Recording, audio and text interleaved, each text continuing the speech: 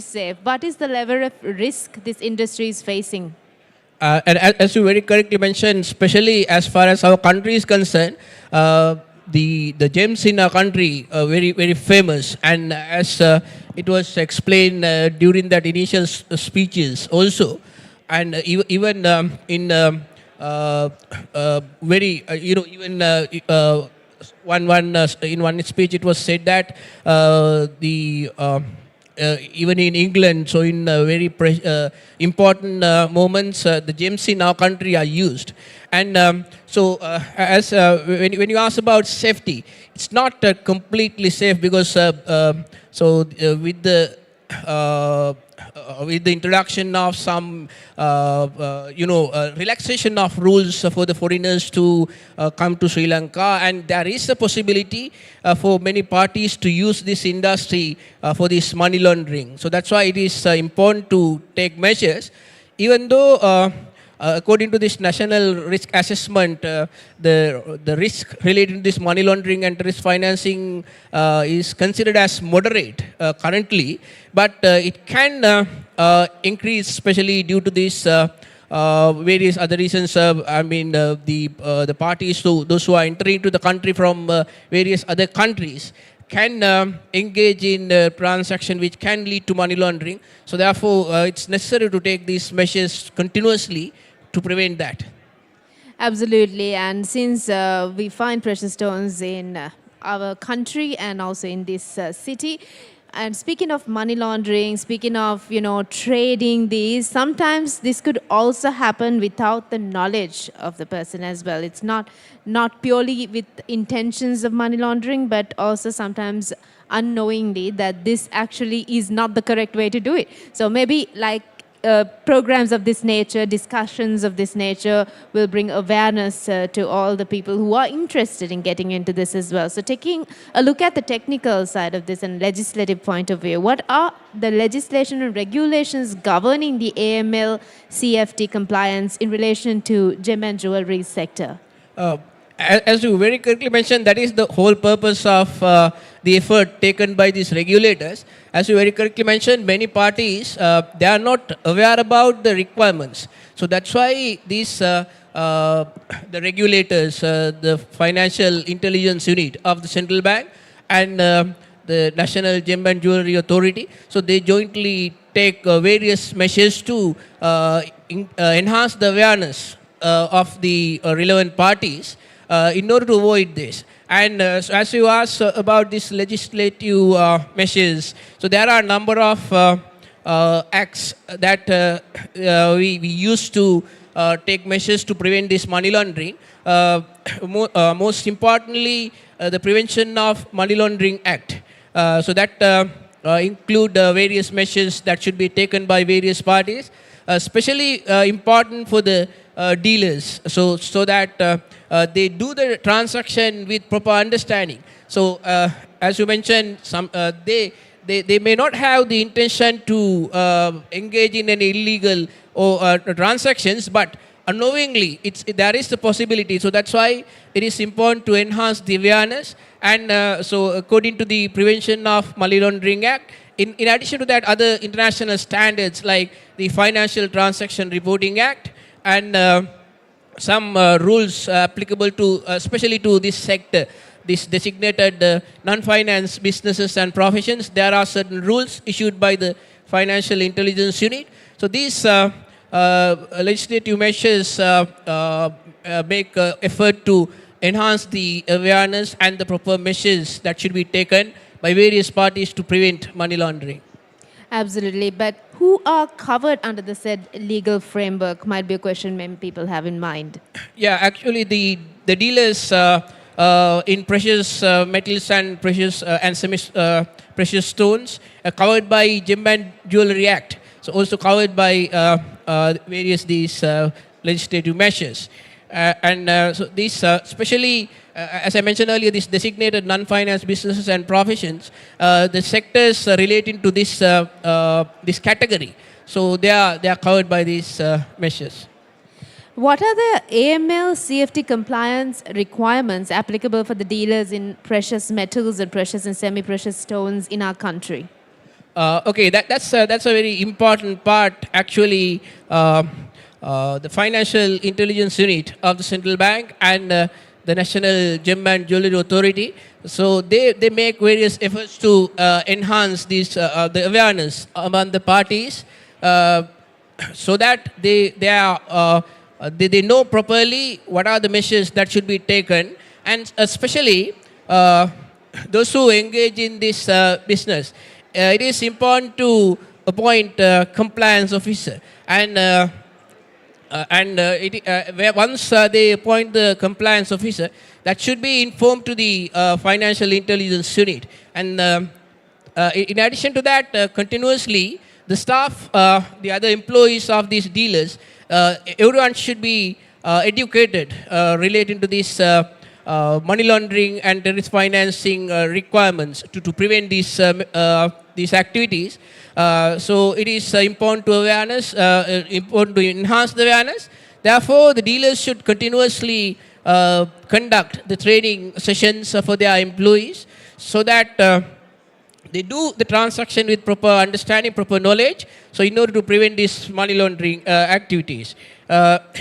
Therefore, when a particular transaction is done with a particular party, the proper the measures should be taken, that the customer due diligence. They should know about the customers, especially we know all the financial institutions. If you go to do a transaction with a bank, so they know with whom they are doing the transaction. The proper records are there.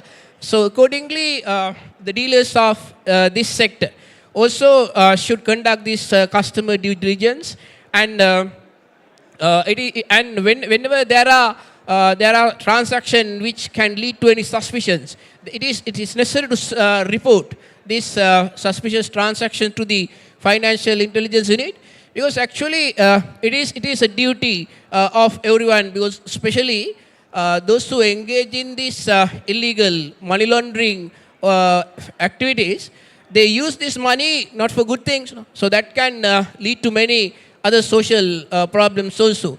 We have seen in newspapers those who engage in this money laundering, so they use this money very harmful activities. Those who do this trading in sectors like drugs, and so they can bring this money which they earn from illegal sources to the financial system using this type of sectors, vulnerable sectors. And therefore, it is the duty of everyone, so therefore, especially the dealers, when if they identify there may be some suspicious transactions, that should be reported to the Financial Intelligence Unit. So therefore, this type of requirements, so they should be educated. That's the purpose of these efforts made by Financial Intelligence Unit and National Gem and Jewellery Authority. Absolutely. You spoke of how important it is to know your customer, and at the same time, it's also important to know your supplier as well, because these money can be used in many ways, and we should make sure if we are buying or selling that we are doing the right thing, getting it from the right people, selling it to the right person at the same time. So speaking of which, if I may ask you, what are the red flags? How can you depict a suspicious customer or a supplier? Okay, that's a very important point.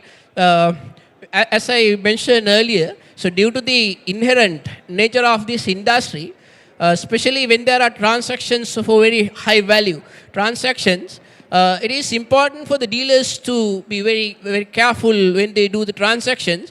That's why, as you mentioned, it is important to know about their customers. So whenever a particular customer trying to do a transaction, so when the dealers get the information about the customers, it's possible to identify whether this money has been earned from legal sources, or whether there can be any illegal, whether they have earned money from illegal sources. Because especially when the dealer get the information about the customer's background, what is his job, and then it is possible to identify whether it's possible for a particular customers to buy very high value items in this sector. And sometimes those who plan to use this sector for money laundering, they may be very much aware about these regulatory issues.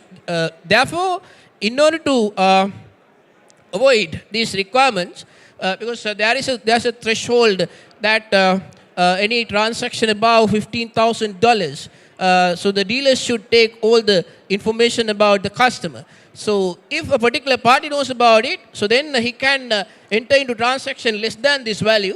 But the dealer should be careful whether he enter into that type of transaction very often. So below the threshold, but many transactions within a particular period. So which increase the doubt, the suspicions about this type of transaction. So therefore, that type of things it should be careful, dealers. And in addition to that, when a particular customer is not willing to disclose his information, so that also, as you mentioned, it's a red flag that there can be some reason for him to, not disclosing this information. So whenever there is some hesitation to disclose this required information, because not only this high value transaction, because if you go to a bank, even for a small value transaction, you have to provide this identification details. So that's why it is important for the dealers. So when these requirements are these requirements, and everyone knows these requirements, then it is not possible for these parties to use one dealer instead of another dealer, because they know these requirements everyone follow. All the dealers, when all the dealers follow this, so then it is possible, it is easy to overcome this type of issues. So therefore, that type of red flags, as you mentioned, the dealers should be careful about those conditions, and it should be, then they should take the proper measures to take all the required information, and whenever there is a suspicion, that should be reported to the relevant parties. And Mr. Gurge, what is Sri Lanka's third mutual evaluation, and why do we consider it very significant? Yeah, because that's a very important part. This mutual evaluation is used to assess the country's, whether a particular country has taken proper measures, the adequate measures to prevent money laundering and terrorist financing. And so this mutual evaluation is done to assess the measures taken by the country. And based on that, a particular rating will be given to the country. So this is actually when we all aware about this money laundering and terrorist financing requirements that we have to comply in line with the international standards, that helps to improve our rating, which means that affect positively to the dealers, because then when the country is free from this money laundering and terrorist financing risk, the foreign parties, they are willing to come. That enhance their confidence to do the transaction with the dealers in our country. So therefore, it is important, it is beneficial for everyone. Absolutely. So what is the role of dealers in precious metals and precious and semi-precious stones in this regard? So that means they all should follow these requirements, and especially to improve the awareness of the regulator. So we, in the Financial Intelligence Unit, we have visited number of other countries to identify the measures they have taken. So what we identified in some countries, or in many countries actually, these relevant parties, especially the dealers in gem and jewelry business, they are very much aware about this, the requirements they have to follow to prevent money laundering and terrorist financing. So as you mentioned, the dealers in our country, also they have a very important role to play, because they should follow these requirements, that means to support the regulator and Financial Intelligence Unit and the National Gem and Jewellery Authority to comply with these requirements. That so they have a very important role. So that's why it is important to appoint the compliance officers. So here we during this exhibition also, our team tried to improve the awareness of these parties, the information delivered to them. But whenever they need additional information, so they can reach to the stall number 76.